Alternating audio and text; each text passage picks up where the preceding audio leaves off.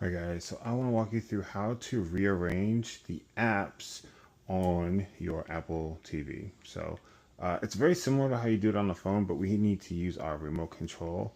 So let's say we want to move Netflix. What you're going to do is press and hold and keep holding until it starts wiggling.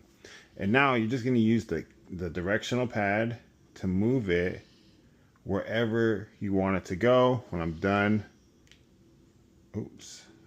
Just hit the center button here. So let's say I wanted to move HBO Max, press and hold. There it is. And I can just move it up and over. And I'm done. And that's it. So you can now organize all of these however you want.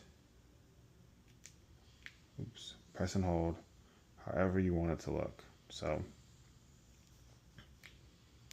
that is the video, guys. I hope this helps. If it does, if you could like and subscribe, thank you so much. I'll see you next time. Bye.